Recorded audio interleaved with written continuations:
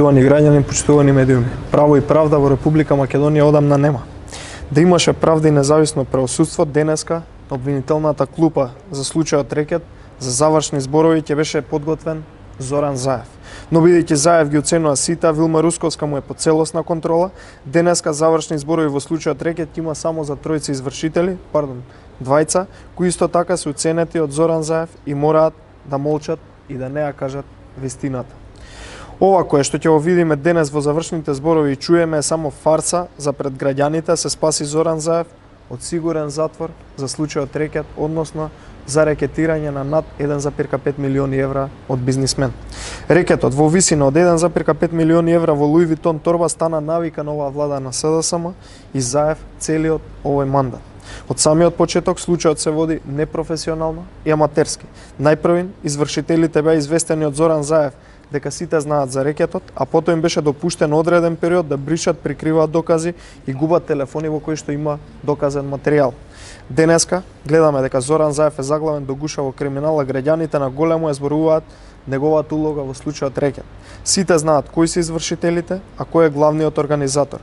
Тоа е Зоран Заев. Но тоа ќе го докаже независното правосудство и судство кое не е уценето од Зоран Заев. На Заев и СДСМ им се брза што побрзо да завршат случајот Рекет пред изборите, за да не се дознаат нарачителите на случајот Рекет. Заев е свесен дека само во вакво трас судство ќе може да се излече од очигледниот случај фатен за рекетирање. ВМРО ДПМН е поразлично од СДСМ и затоа ќе победи на изборите. Со СДСМ и Заев добивме рекет, хибриден режим, неспособност и сиромаштија. Му доаѓа крајот на Заев, му доаѓа крајот на СДСМ, на нивниот криминал и лаги. Благодарам. Има две прашања на кои што би сакал да одговорам. Едното е од новинарот Адриан Керими од телевизија Алсат.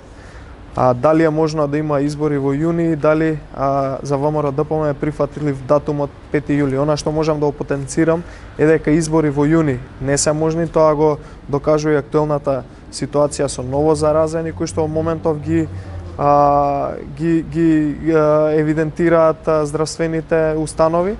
Од она што можам да кажам дека за датум за избори ќе мора да се разговара консензуално, односно во моментот кога ќе се оцени дека е можно да се одржат изборите, бидејќи најважно во моментов ни е здравјето на граѓаните, а не спас на нечија кариера на некој функционер од СДСМ.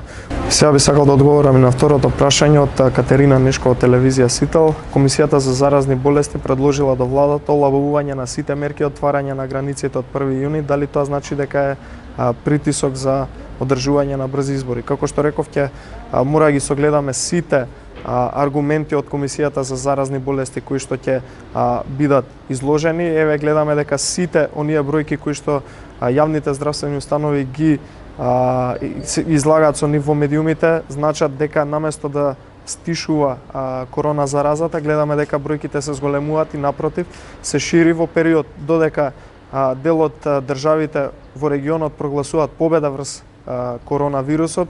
Ние гледаме дека кај нас во моментов се зголемува бројката на ново заразени. Се уште за нас е несфатливо како е можно до вчера да имаме 58 часовен карантин, а од денеска Комисијата за заразни болести да предлага олабување на мерките практично како ништо да не се случило, но како што реков ќе мораме уште еднаш да ги погледнеме аргументите, а во однос на притисокот за избори, како што реков, избори во јуни не се можни бидејќи сите бројки кои што ги гледаме на ново заразени упатуваат на тоа дека во моментов здравјето на граѓаните е најважно, а не да спас на нечија политичка кариера. Благодарам.